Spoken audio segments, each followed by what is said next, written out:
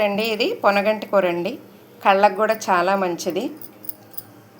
ఇది నేను పెసరపప్పు నానబెట్టుకున్నాను. దీంట్లో కావాల్సినవి ఒక పెద్ద ఉల్లిపాయ, 4 పచ్చిమిరపకాయలు, ఒక 4 వెల్లుల్లిపాయలు దంచి పెట్టుకున్నాను. ఆయిల్ పెట్టేశానండి.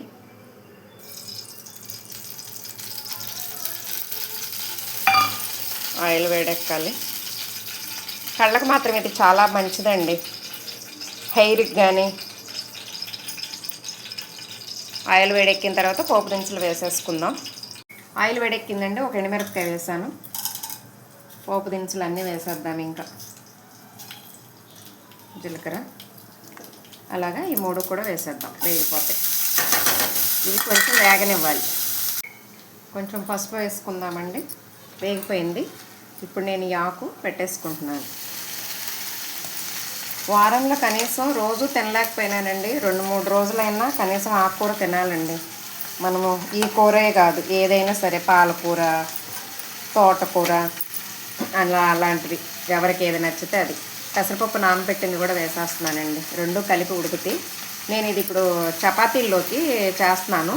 మీకు ఇలా కాకుండా పప్పు వండుకోవాలంటే కందిపప్పు కానీ పెసరపప్పు కానీ వేసి మన మామూలు పప్పులాగా చేసేసుకోవచ్చు అనమాట. అది ఇప్పుడు ఇలా కలిపేసుకొని కొంచెం సాల్ట్ వేసేద్దాం. వేసేసి మూత పెట్టేసుకుందామండి. అదే మగ్గుద్దు కొంచెం సేపు, తర్వాత కలుపుదాం. ఎంతవరకు ఉడికిందో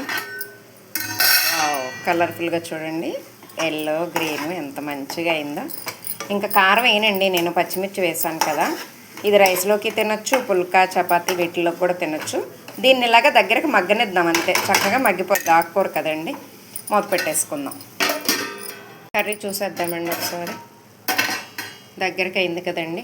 ఆకుకూరకి ఎక్కువ ఆయిల్ వేయకూడదండి, వేయకండి ఎప్పుడు కూడాను. వాటర్తోనే మనం మగ్గబెట్టుకోవాలి. మగ్గకపోతే ఒక చుక్క వాటర్ వేసుకోవాలి, కానీ ఎప్పుడు కూడా ఆయిల్ ఎక్కువ వేసి ఇచ్చేయకండి. నేను కొంచెం చూస్తాను ఆకు ఉడికిందో లేదో. ఉప్పు సరిపోలేదండి, కొంచెం వేస్తాను అంతే. కలిపేసుకొని మళ్ళీ మూత పెట్టేద్దాం. కర్రీ అయిందో లేదో చూసేద్దామండి. ఓకేనా? వావ్, అయిపోయిందండి. చూడండి ఎంత కలర్ఫుల్గా, ఎంత చక్కగా కనపడుతుందో. తినేయాలనిపిస్తుంది కదా చూడగానే. మనం ఇప్పుడు స్టవ్ ఆఫ్ చేసేసుకుందాం. చూసారండి, ఫైనల్గా కర్రీ ఎంత చక్కగా రెడీ అయిపోయిందో.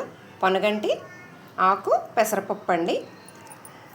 ఇంట్లో అందరూ తిని హెల్తీగా ఉండాలని నేను కోరుకుంటున్నాను. ప్రతి ఒక్కళ్ళు కూడా వారంలో 2-3 సార్లు ఖచ్చితంగా ఆకుకూర తినండి. ఇది కూడా కంటికి చాలా మంచిదండి, హెయిర్ గ్రోత్ కూడా ఉంటుంది. మనకి మోకాళ్ళల్లో గుజ్జు కూడా అరిగిపోయి ఇదవుతుంది కదండి, పెయిన్స్ అవి వస్తుంటాయి. దీనికి జిగురు ఉంటుందండి ఆకుకి, మంచిగా కూడాను మనకి హెల్ప్ అవుతుంది ఆ పెయిన్స్కి, వాటికి కూడా కొంత అయినా. ఓకేనండి? నా వీడియో నచ్చితే లైక్ చేయండి, షేర్ చేయండి, సబ్స్క్రైబ్ చేయండి.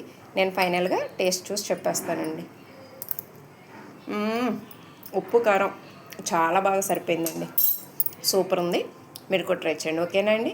Thank you.